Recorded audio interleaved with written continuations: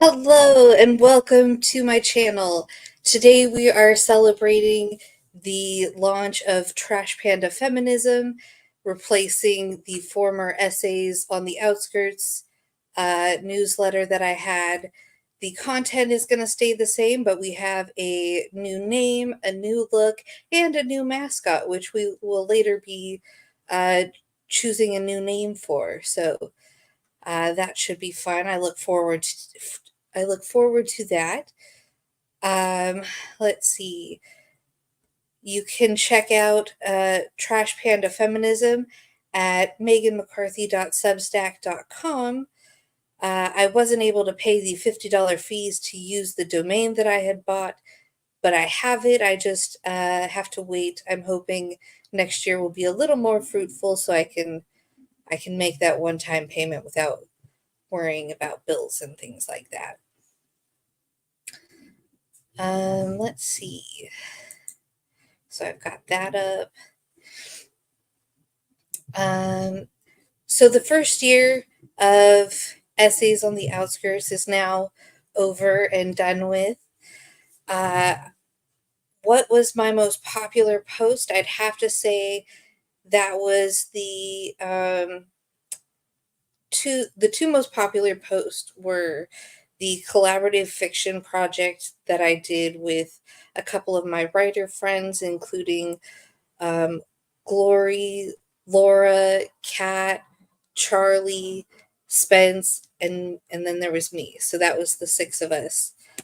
Um, it was a really fun project. I am looking forward to hopefully doing something similar this year, um, or the coming year. But I had a lot of fun with that. The next popular post that I had for Essays on the Outskirts was a small ask for Disability Pride Month. That was the third most popular post that I wrote all year long. Let's see. How many subscribers did I gain through the first year of Essays on the Outskirts? I gained 61 subscribers, so not as my goal had been to hit 100, so I'm not quite there, but I'm not disappointed with the results. I think it is a solid um, beginning, at least. Let's see. What kind of marketing did I do for Essays on the Outskirts? So I primarily did social media marketing for Essays on the Outskirts. I would include my post onto uh, in Jules' stream.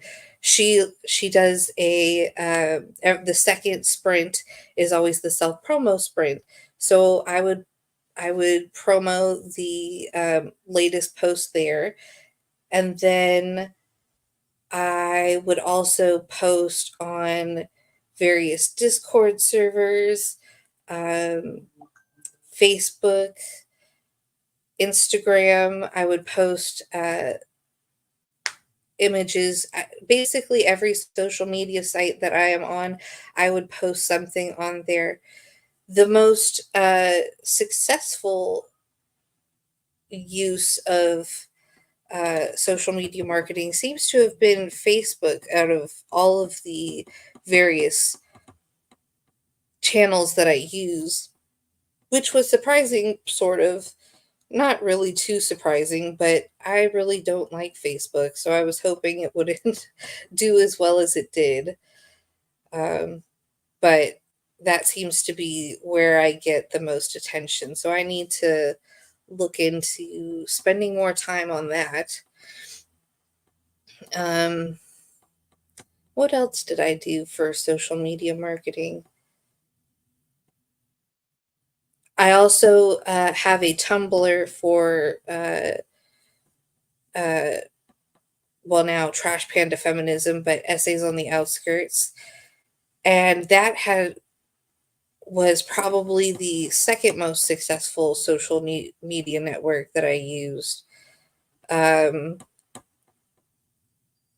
with like maybe like 5 people, but um, hold on one second.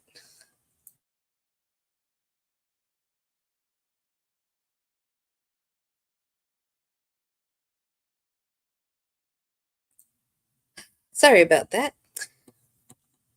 Let's see what else. Mm,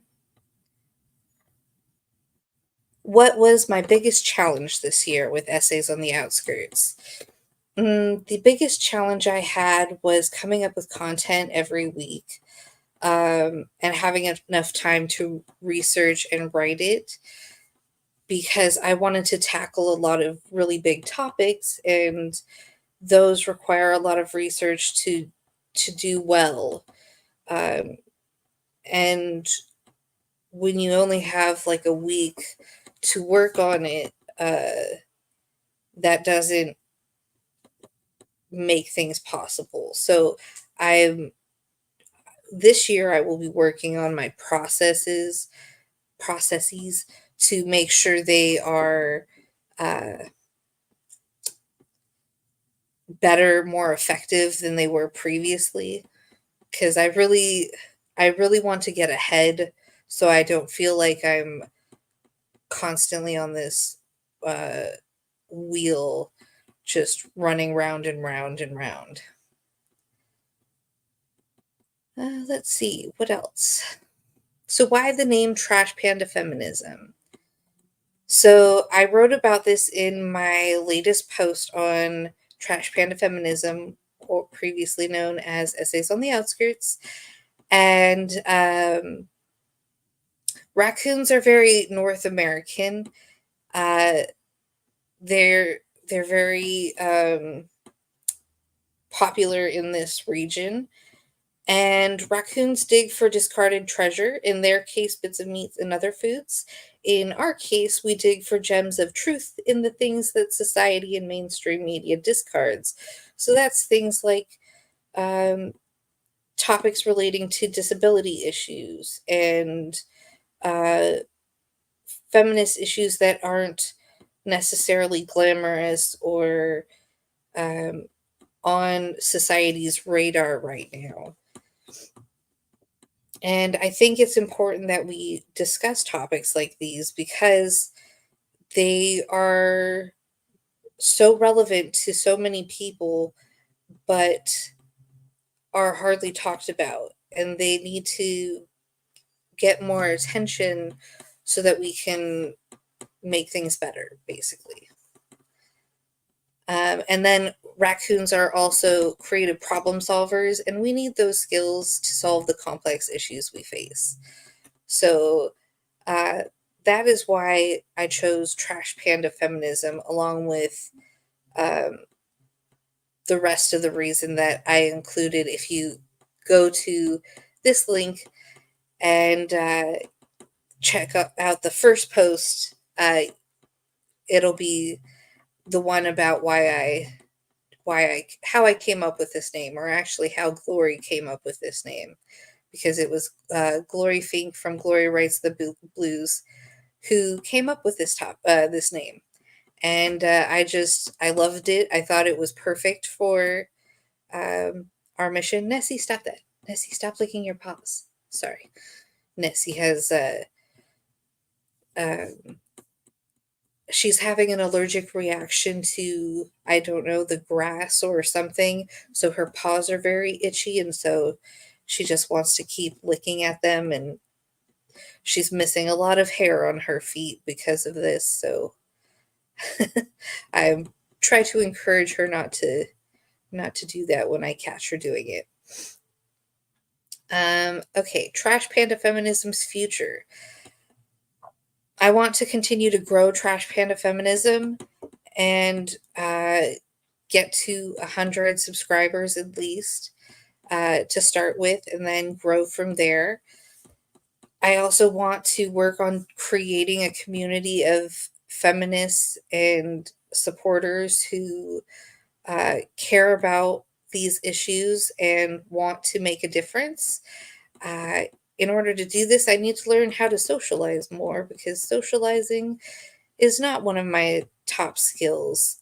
Some people are very natural at socializing, and I struggle with it a little bit. So I would like to improve that. And then I also want to continue to improve my writing from the writing process, to the word choice that I use and all the uh, mechanics of writing. So that is what I am hoping for Trash Panda Feminism's future. Let's see. I think we're going to take a quick break here. I'm going to set up the timer real quick. There we go. That was fast. Okay, so we're going to get started in 5, 4, 3, 2, 1, go.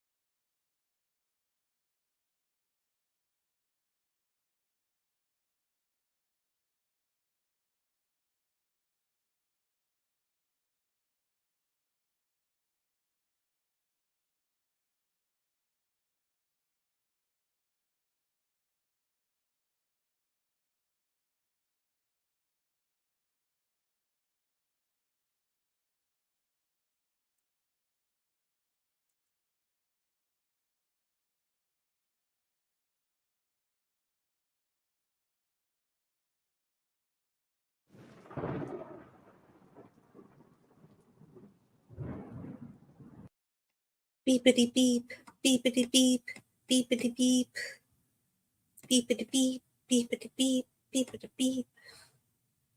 Let's see, how do I remove this from the screen? Here we go.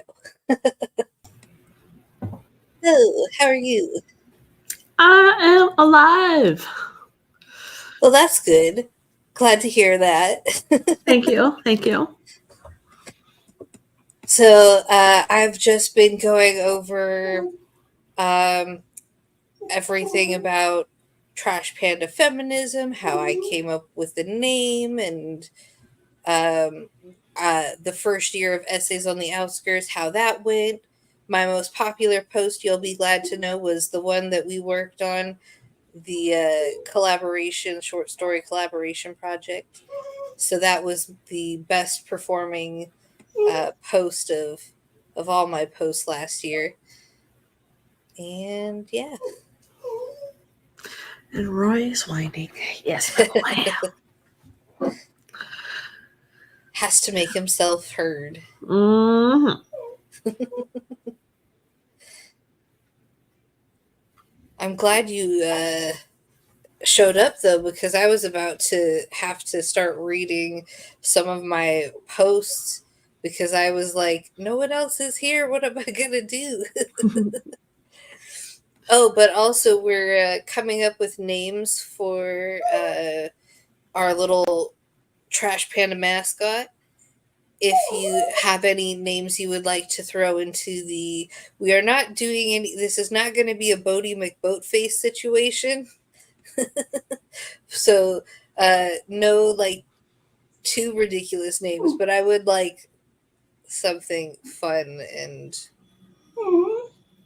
appropriate for the vibe of Trash Panda Feminism. Yeah. Yeah. Let's see.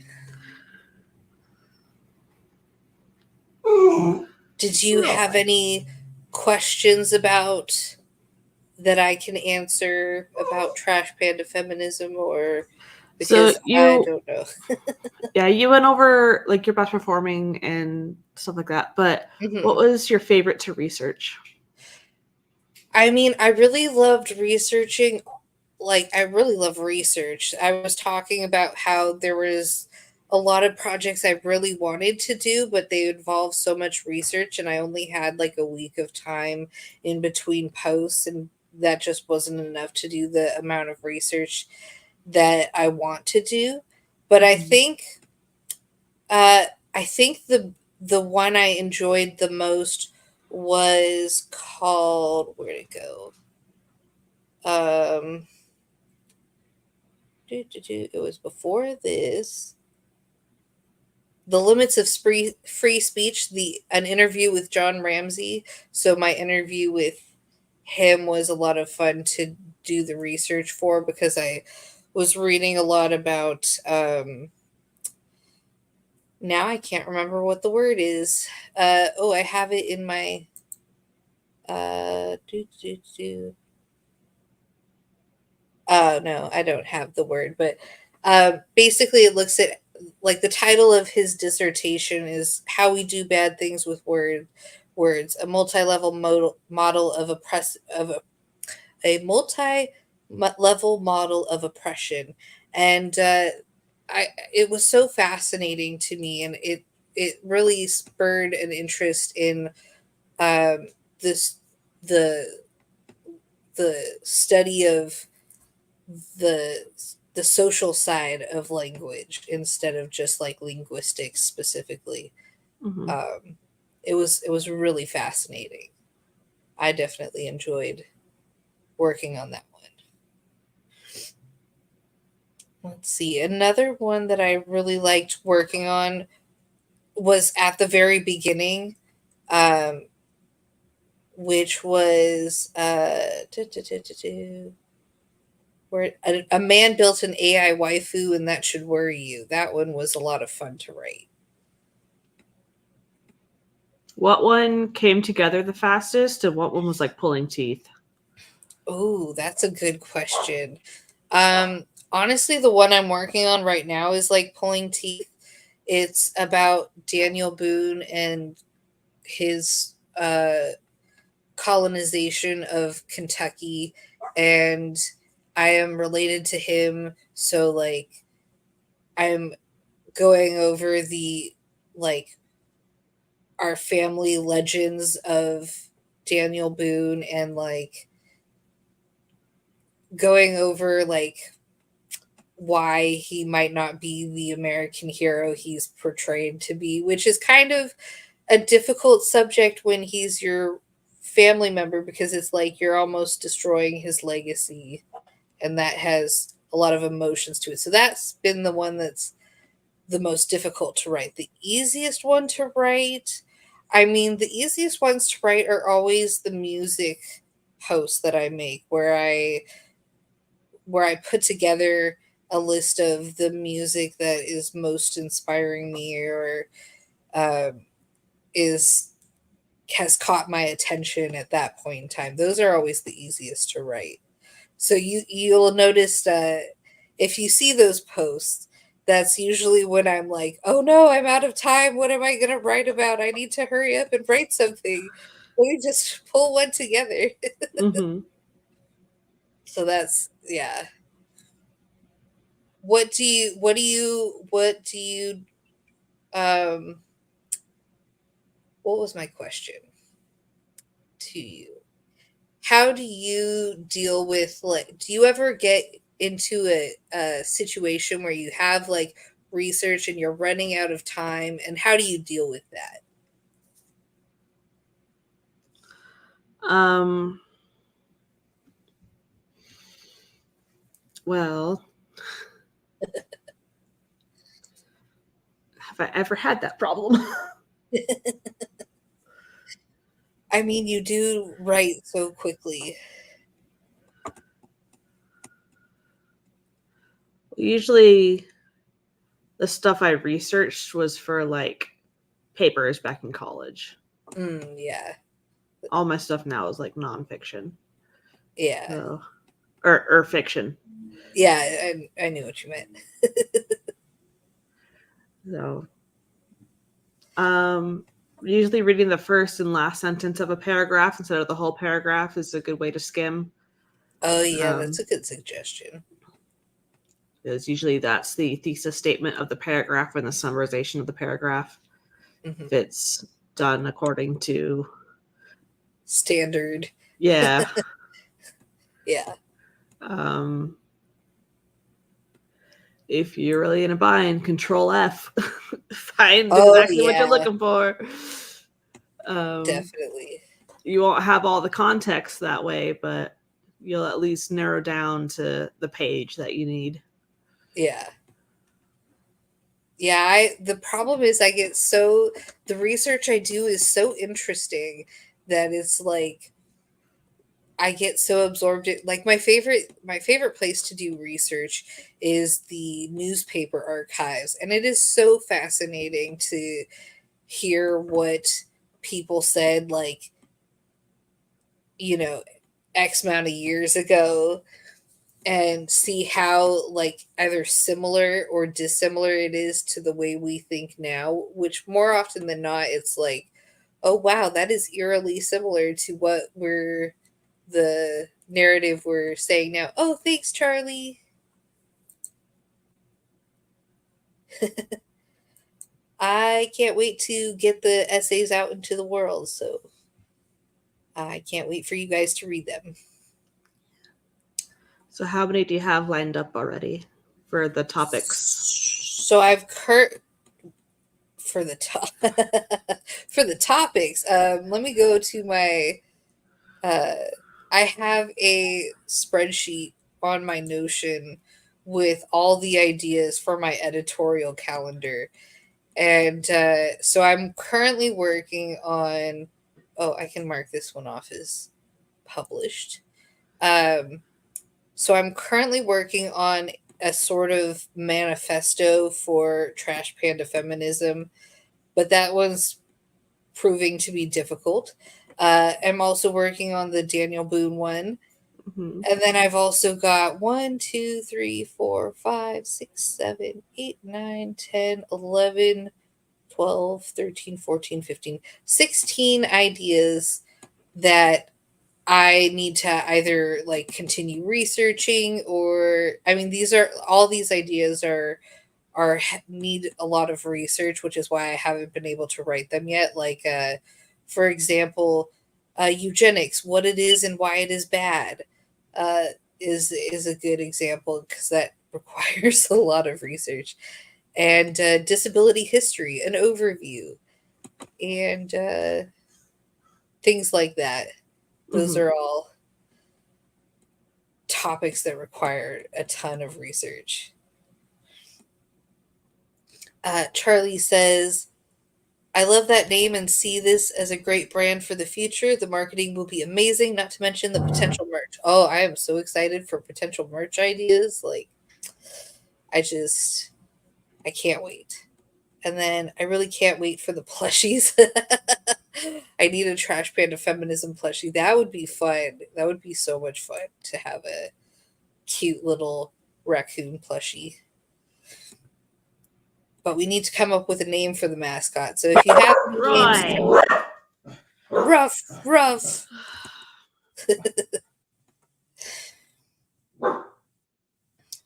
Yeah. Let's see. There might be somebody at the door. I'll be right back.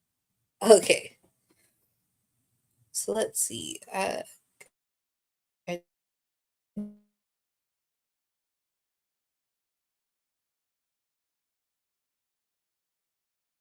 page.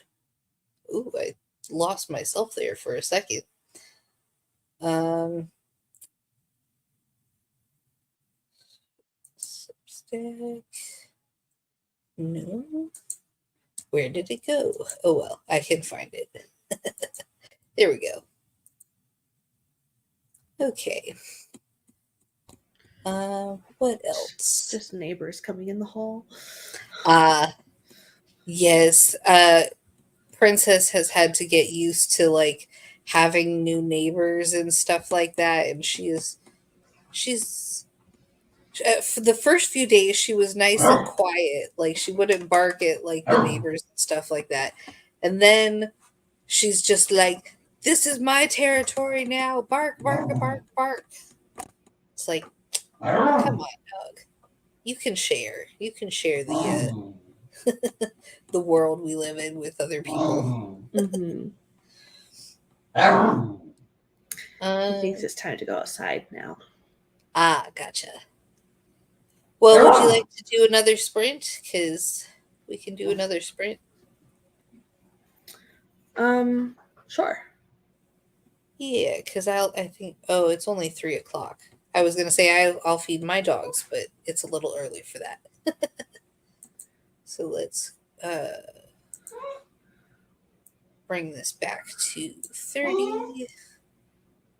All right, we'll get started in 5, 4, 3, 2, 1, go.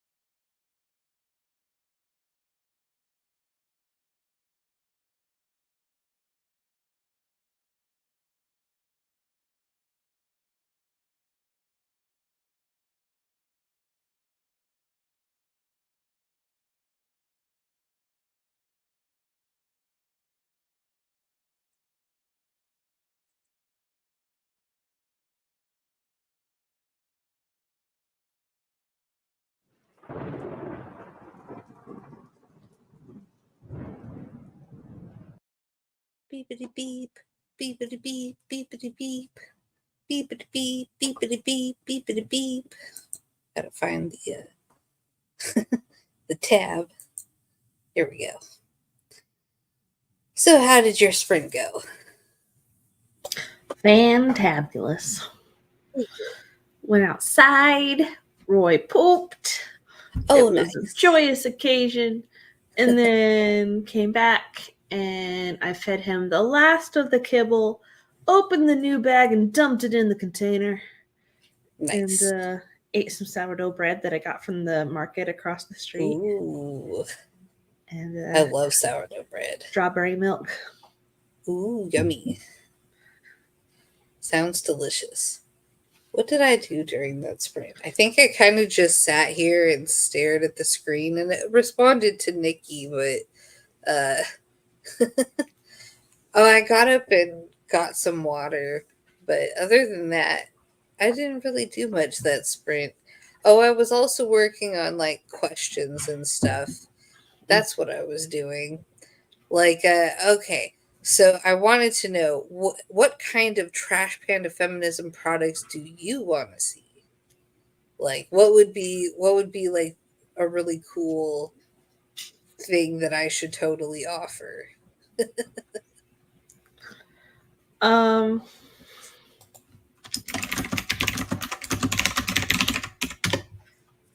okay, so I always like stickers because I put them in my journal. Stickers are fun, yeah. Um, I don't know. Do you want to make a really cool like parchment manifesto, like That would be cool. with fancy calligraphy? That would be cool. I need to learn calligraphy, but I think that could be doable. I've got to finish my manifesto first, but then I could put it on parchment. That would be awesome. I so once upon a time, I used to sell like I used to like make designs and put them on products. And one of the companies that I worked with um lets you put your designs on like pretty much anything you can imagine, but like leggings were one of them. And I was like, that would be really cool to have like a pair of leggings with like my designs on them.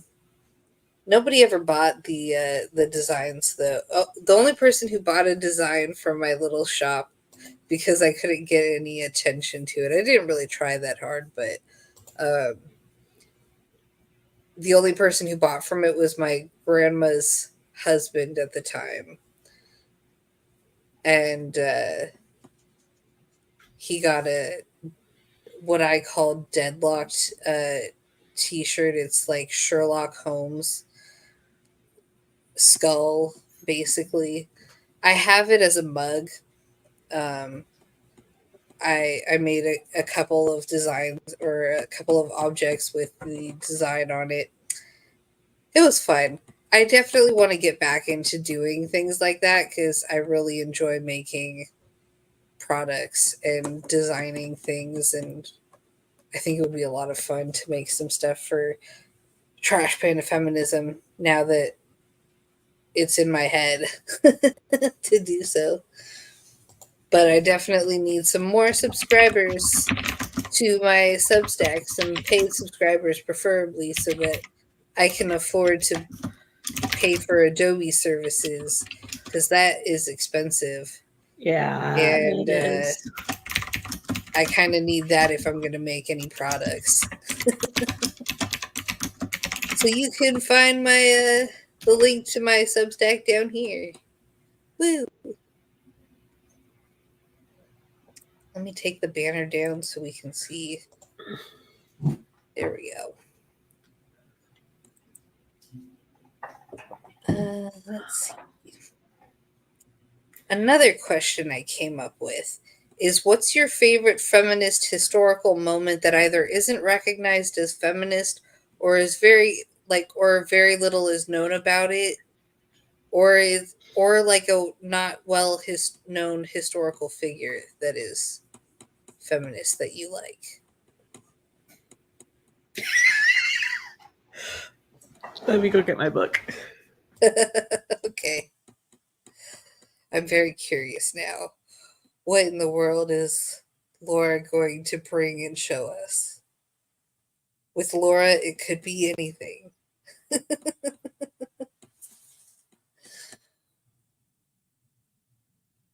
I'm very curious, though.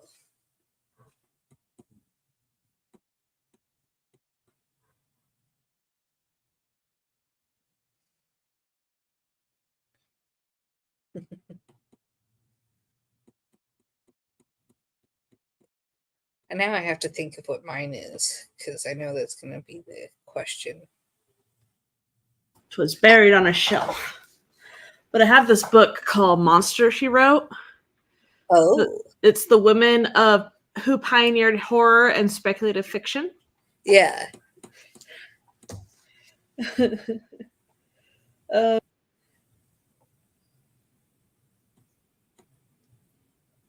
I'm not sure which one it was in here. But there was one, she was very out there. And, like, if I'm remembering correctly, so this is, like, way back. Like, and she would, like, go on dates with women, and she would be topless with, like, pasties that were just, like, painted red. Like, just go out on the town. Published author. Okay. She was like, that's so unusual. I know. I was like, what is this? What am I reading? She is just confident. Yeah. I'm gonna have to read that book now because now I'm curious.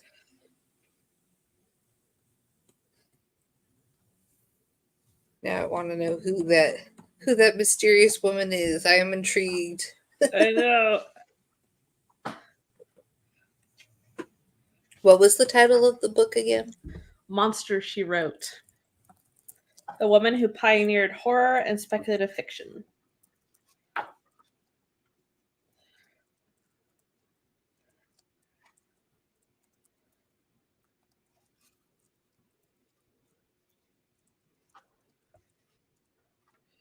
This one? I always like stories of women who don't do what is expected of them. Like, as a kid, I was really into Amelia Earhart and Clara Barton and Louisa May Alcott. They were all like pretty big names that I got really into as a kid. And now as an adult, it's more like Simone de Beauvoir and Mona El-Tahawy and a whole bunch of other, well, mostly writers who don't do what is expected or whatnot. Let's see.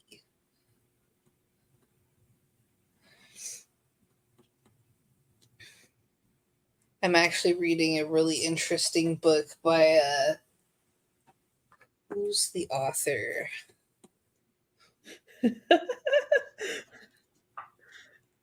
Charlotte Dacre from 1771 to 1825. Here's a review of her book that was given at the time. One reviewer wrote, the book was filled to the brim with courtesans of the lewdest class and murderers of the deepest dye, an exhibition of wantonness, of harlotry, which we would have hoped that the delicacy of the female mind would have been shocked to imagine. I love that. Yeah, I'm definitely going to have to read that book because that sounds... Dacre's book that caused so much pearl clutching was a feminist revision of another popular book at the time, The Monk, a horrifying Gothic novel by Matthew Lewis. I'm reading by Sky C. Cleary, How to Be Authentic, Simone de Beauvoir and the Quest for Fulfillment. It's a very interesting look at various, like it looks at aging and marriage and other things and how you can kind of live authentically in a feminist way. It's a very interesting book. I really find it fascinating. My phone is giving me the notification that we are live. thank, Surprise! thank you. Thank you for telling me. Why are you telling me about my own stream? It's kind of funny. Just in case you don't remember where you are. Did you remember you have a stream running? Let's see.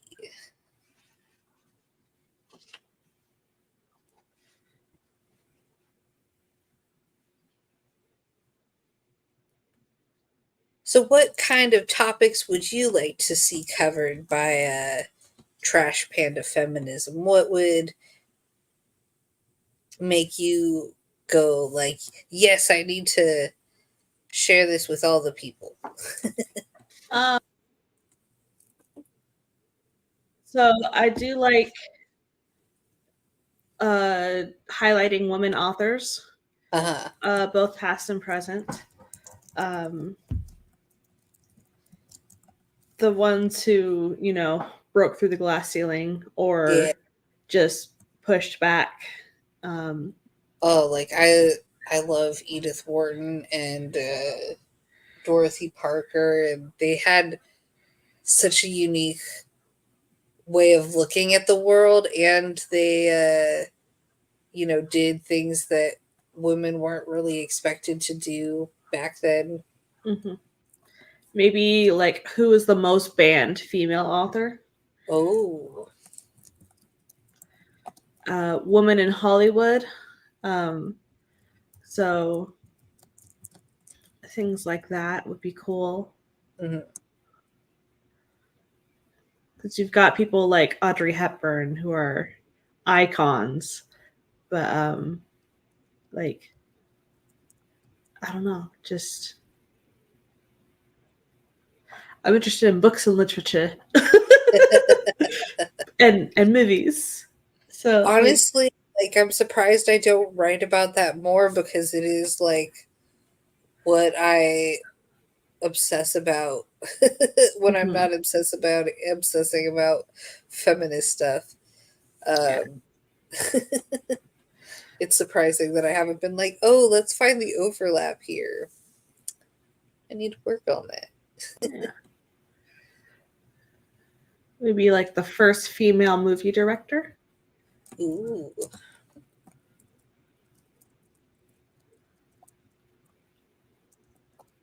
I always like looking at history too. Mm-hmm. Like, She's especially, like, I I know don't know I who it used to go is. into the archives. Yeah, neither do I. Like, I can't think of who it is off the top of my head, which is terrible. I did enjoy writing that post about Cato the Elder and his bad opinions, and the first women's uprising in, or recorded uprising in uh, ancient Rome. Mm-hmm. I That was don't think I saw. Did you ever do a write up on Barbie, the movie? I did. I did do one on Barbie. It was titled. Oh, it would help if I went the right direction. Um, okay, it was after this. Barbie's Battle Cry: 7 Feminist Lessons to Embrace.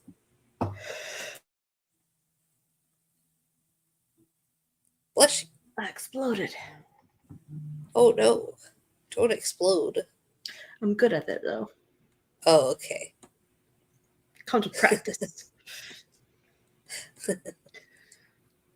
Yeah. Um, That was It'd be such a good interesting movie. to do a deep dive on Vampira. Oh yeah. Like, is she just a sex icon or is she also a feminist icon?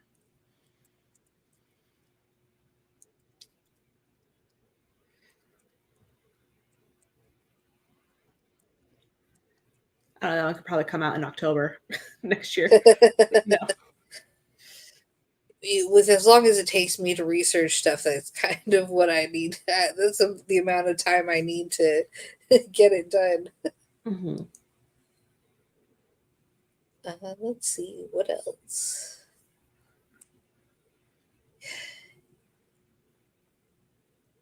Hmm.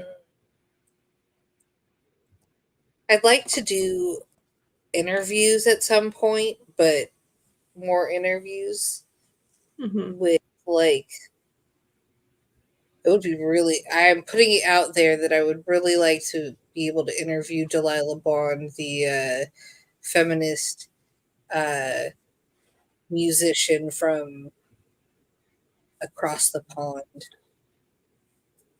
I can't remember where specifically, Mm-hmm. but that would be an epic uh, interview. Yeah. I have lots of questions for her.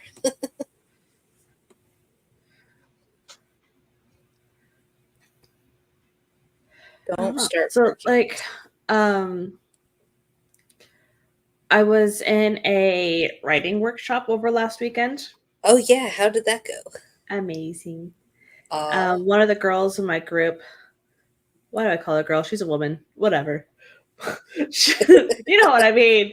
She is actually like a practicing doctor, and oh, her book is kind of inspired by The Handmaid's Tale. uh-huh. So the decline of women's rights, Hmm. and this is like in a near future slash now. Oh, So so like it's told from the POV of a woman doctor who works in a woman's clinic where all the funding is gone and like all the rights are being stripped away, and like yeah, it's very interesting to read. um so I don't know if there's any like doctors you could reach out to for interviews, or yeah. I'm just gonna put down interviews. All sorts of people. yeah.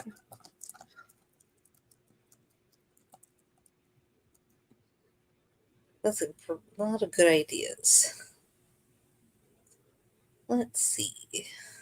Do I have any more random questions? No, I don't think I do. I think I So I asked them. know this isn't your alley, Oh, but I think that typically extreme horror, like mhm. splatterpunk and stuff, is typically thought of as a male dominated author space. Uh-huh. But there are some women who break into it. Like, Yeah. yeah, I don't think that's up your alley. But, I you don't. know, Yeah, that might be like I don't know. I might be able to make it interesting to me in a way because I do think that is like I do like stories of people doing unexpected things. I always enjoy that. But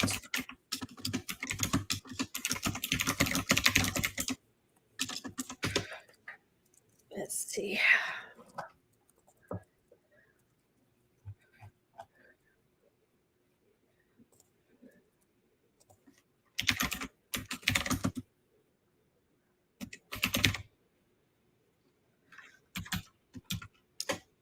oh, Looking up actually I do know who the first female director. director is. I read a book by my favorite author, living author, uh, Wally Lamb, called Where'd it go? It was on my shelf, and then I must have moved it. But uh, what is the book called? But anyways, I remember that I can't remember her name, but I remember I know about it at least. She was a very interesting figure. She was like I don't remember enough to give details. I just remember she was really interesting. I'm gonna have to do more research though because I you ever can't done believe a I deep forgot. dive on Wonder Woman and the evolution of her portrayal? Mm, Wonder Woman.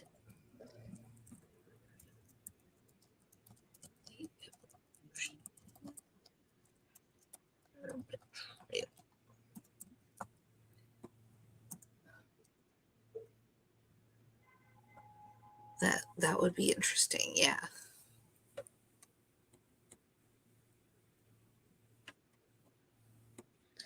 We Ooh. could also do a deep dive into um, strong women characters done well, like in Alien and Terminator type of thing. Mm, How it's these super action macho movies, but it's a female lead and it yeah. works. And they're not Mary Sue's. Yeah. Yeah, because I like that kind of stuff. So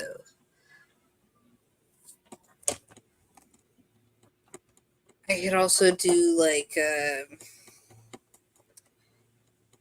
characters I like that you wouldn't think are feminist. Mm-hmm.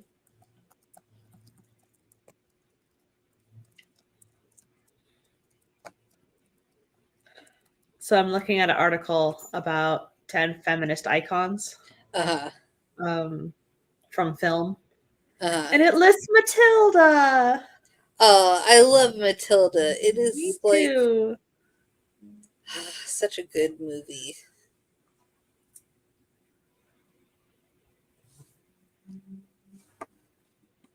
I really think that movie is like magic encapsulated in time and frozen for eternity With for Danny all to DeVito. appreciate. Yes. He does such a good job. Well, he does a good job in like every role he does pretty much, but uh that role in particular is my favorite Danny DeVito performance of all time. Mhm. The Trunchbull was so iconic and scary. Oh, When she's so going through the scary. house, Like I was like, she's gonna kill her. Oh when she's swinging the poor girl by her pigtails, no. like, Yeah. oh my gosh, that scene scared me so much. Yeah. I don't know. It'd be cool to do a thing on female villains, maybe. Oh yeah.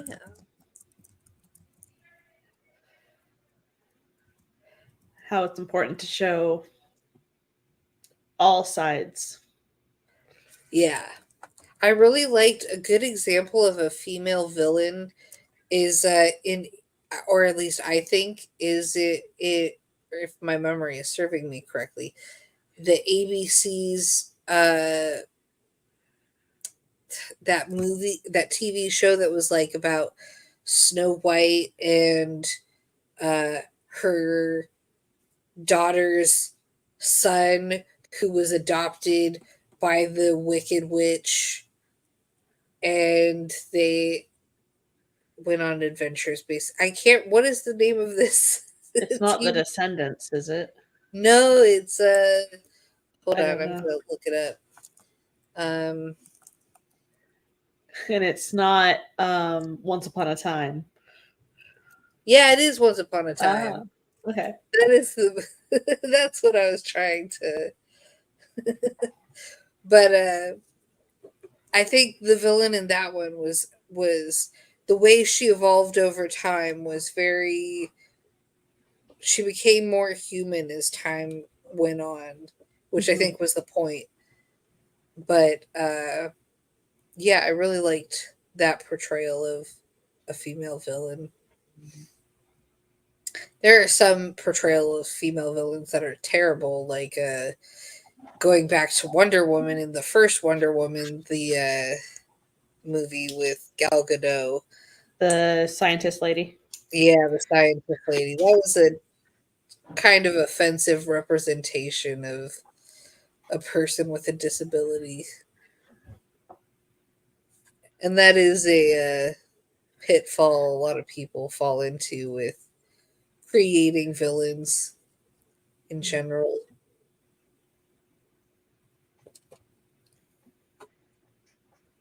I need to get a glass of water. We were back. Okay. Let's see, what time is it? It's almost got a couple of minutes before I have to go feed the dogs. So let's see.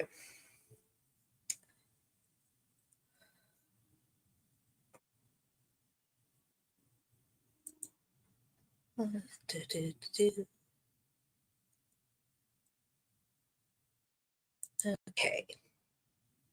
What else? Hmm.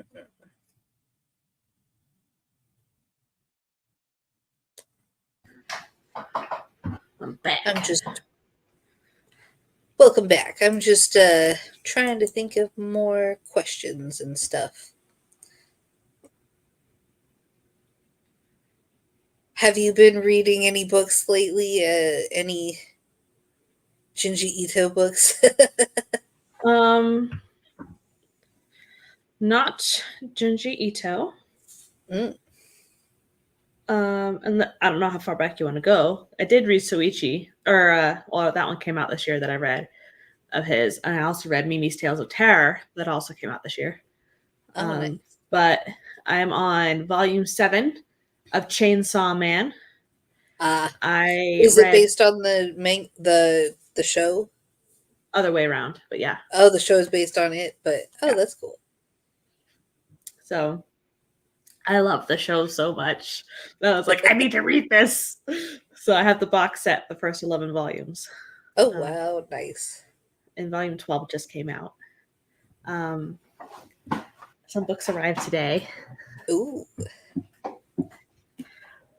First one is volume 28 of D. Gray Man. Finally, it's been years. I also have Moon of the Crusted Snow. Oh. So this What is one, that about?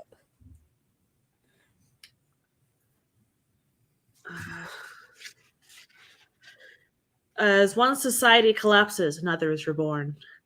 With winter looming, a small northern Anishinaabe community goes dark, cut off from power and communication with no foreseeable resolution. Only very few residents truly realize the community's shortfalls.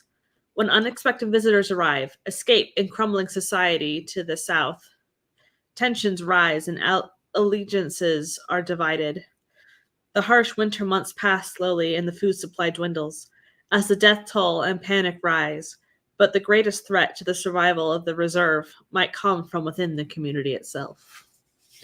Ooh. So this is a Native American own voices, not own voices, but like First Nation author as well. So there is a book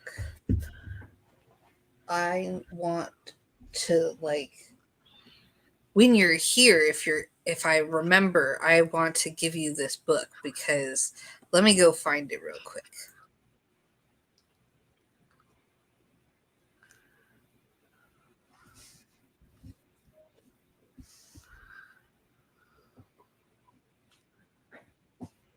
do do do do do do.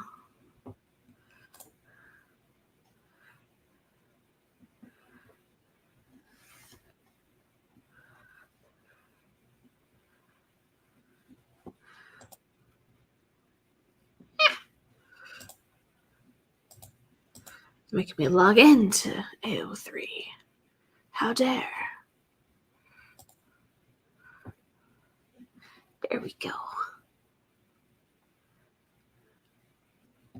Yay. A friend just sent me their fanfic. Yeah, woot woot.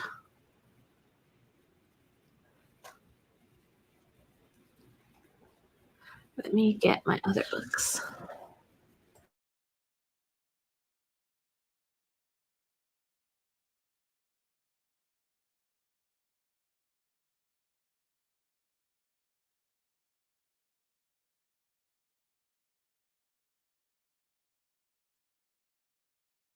Alas, I cannot find it.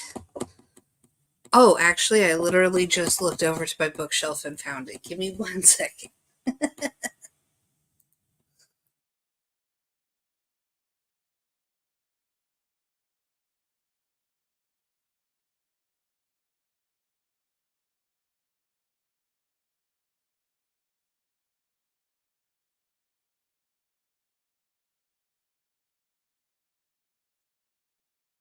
Okay, I am back.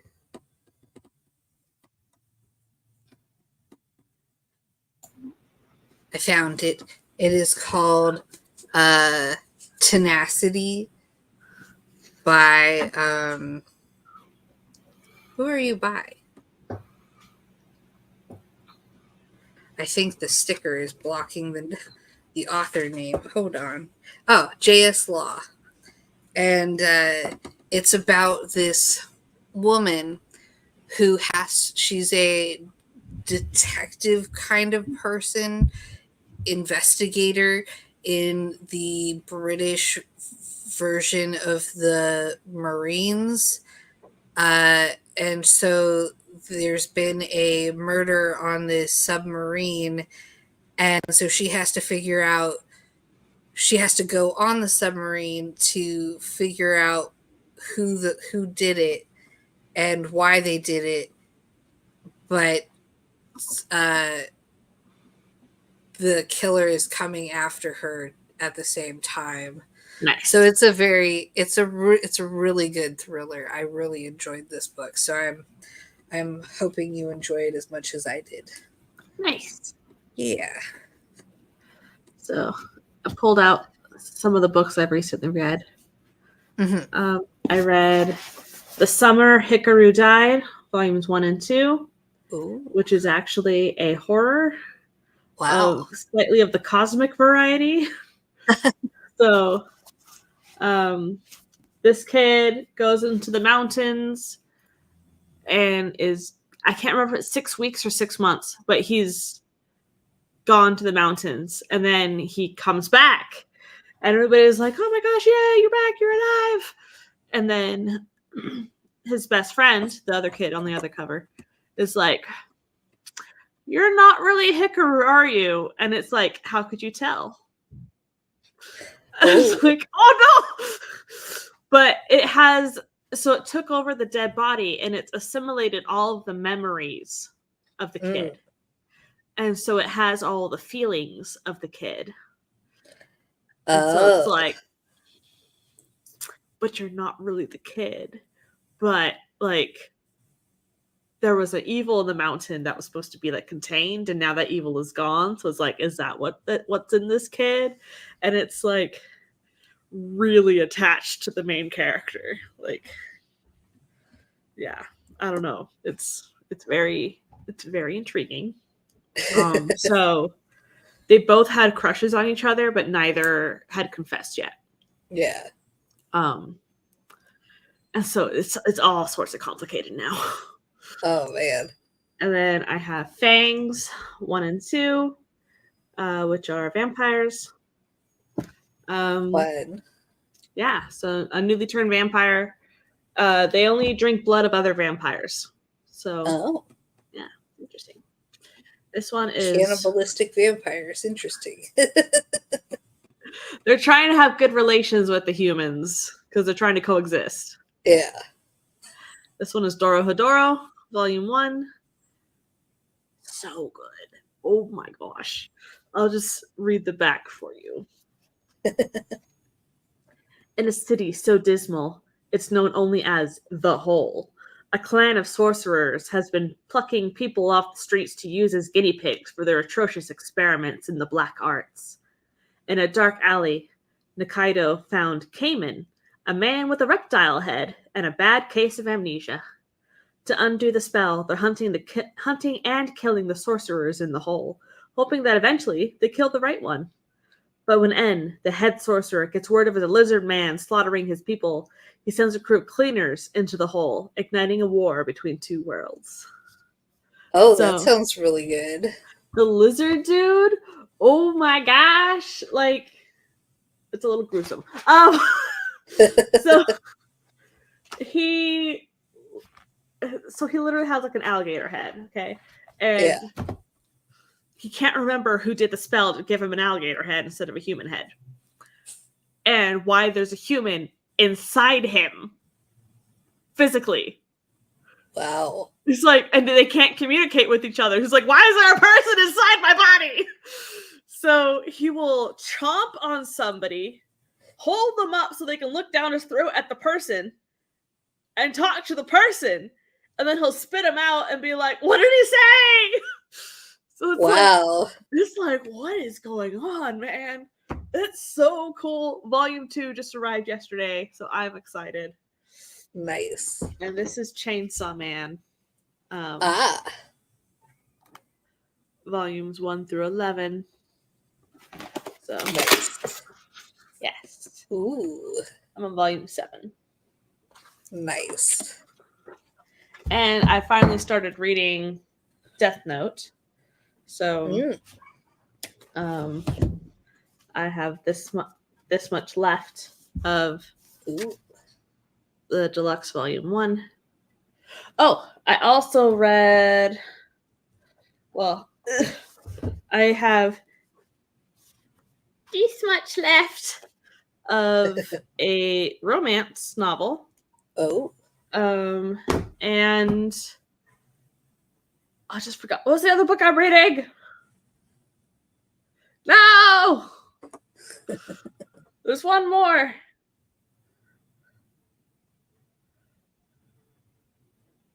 Shoot. Oh yeah. You'll remember. Oh. Where is it though? There it is. Nope, that's not it. Wherefore art thou? Too many piles. Here it is. Killing Stalking Volume 1. Ooh. It's a chunky boy. It is very explicit. If you want to see a masterclass manipulation, oh my gosh, go for it. So I had actually been reading the manhwa online, and now they have it bound. Ooh. So, and it's complete. So there are 4 volumes, I believe. So. Do you like art and like the art world and stuff, like looking at famous paintings and stuff like that? Okay, there is a thriller by Alex Connor. Hold on, let me look it up real quick. I keep forgetting the name. Oh, The Other Rembrandt. It is a fantastic, like really, really good thriller. Let me read the thing for you. History's biggest conspiracy is about to be revealed in this gripping, addictive thriller, but not if a ruthless killer can stop it. Marshall Ziegler has never been interested in his father Owen's London gallery until Owen is brutally slain. Marshall then discovers that Owen knew a dark secret at the heart of Rembrandt's life, a secret that could topple one of the world's most lucrative industries. But a sadistic murderer is doing whatever he must to hide the truth. Will Marshall stay alive long enough to reveal the greatest secret never told? And it's all about this secret, that Owen had known and that Marshall then found out.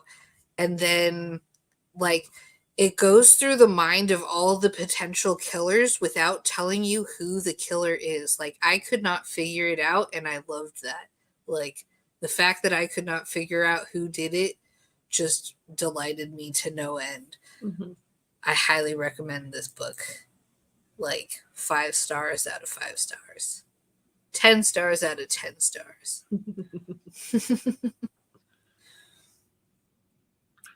So the last thriller I watched, Mhm. like it's not thriller, it's a murder mystery, was A Haunting in Venice, the Agatha Christie movie with Yeah. Kenneth Branagh. I guess the Nice. killer on their first interview question was like, "I know who did it." I was like, "Dang it." That's funny. Yeah, it's It was still a as a pretty movie. as a kid, I used to read the last like 2 to like 5 to the last page of the book to figure out what would happen. And then I would read the book to try and figure out like how they got to the ending, and that for some reason that was how I had to read books. It drove my mother nuts, but Mm-hmm. like I would I would always have to read the ending, even for like mysteries and stuff like that. Of course, reading the very last page, or even the mostly I'd read the last page and the last page only, but that doesn't usually tell you enough. You kind of like figure out like, oh, okay, so they did it, but then you don't. There's so much to figure out in between that it's still enjoyable to read the story.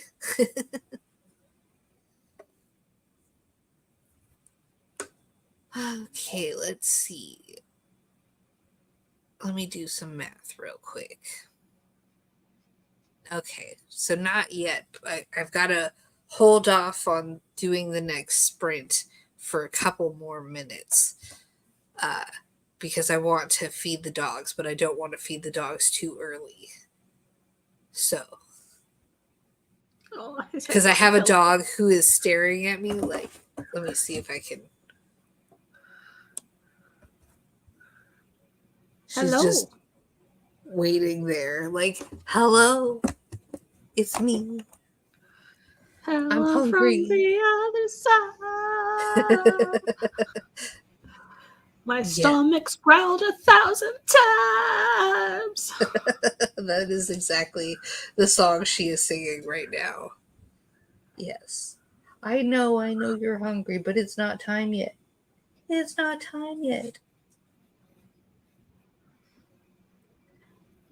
What? Go on. Go do something else. But Mom. She's like, so I'll just go sit over here Yeah, and stare at you from this side of the room. exactly.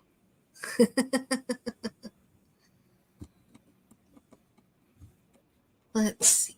Oh, yeah, I know. I will feed you later.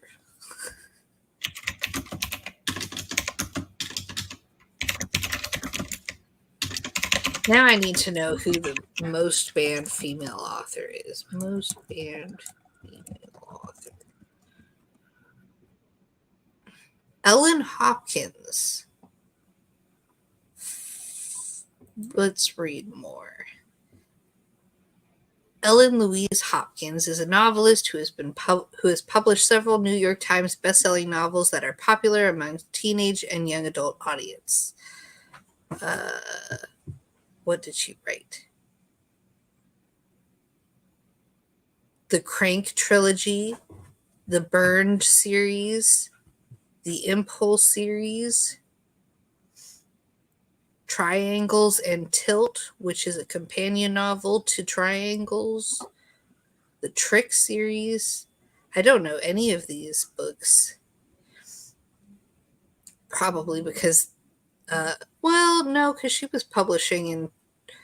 published Fallout in 2010. I remember the Crank series though. Uh, oh, yeah. Okay. Crank is a novel by Ellen Hopkins published in 2004. It is based loosely on the real life addictions of the author's daughter to crystal meth. The book is required reading in many high schools as well as many drug and drug court programs. However, this book has been banned in many locations because of, I assume, the nature of the book.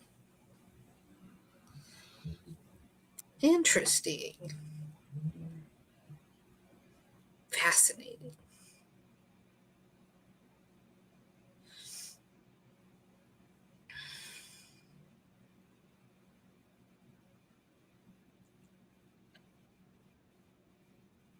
I might have to dig more into that.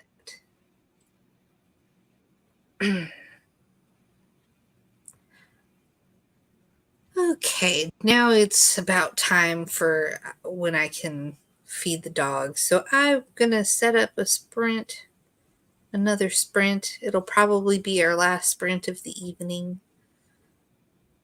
Where'd the button go? There we go.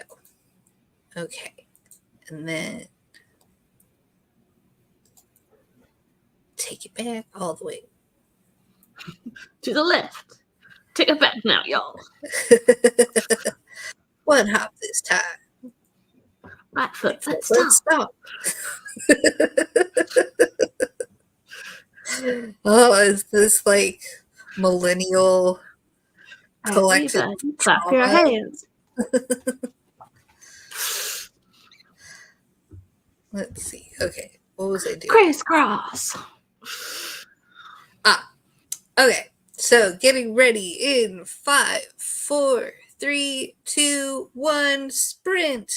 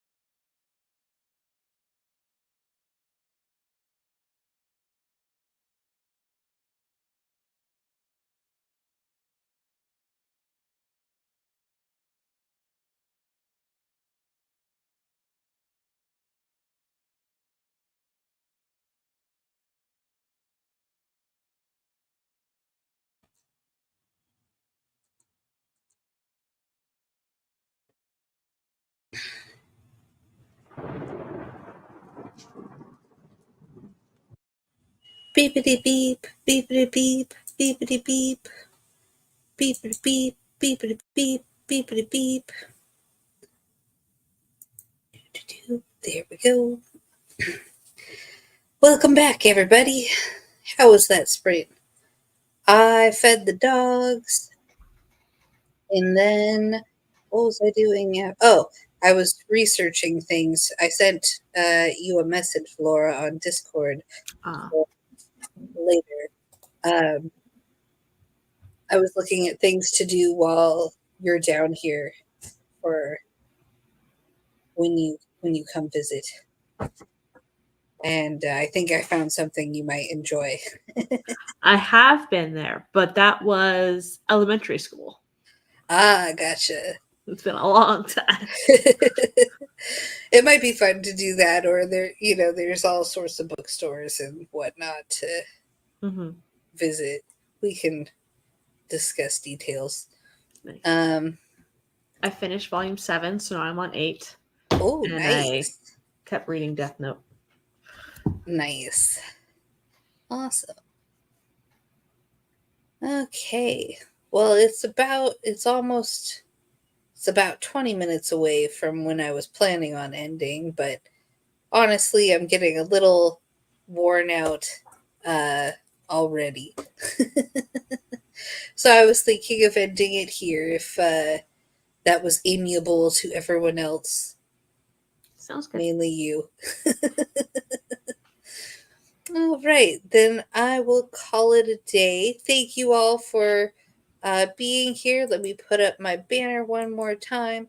Laura, do you have anything you'd like to advertise while we're here?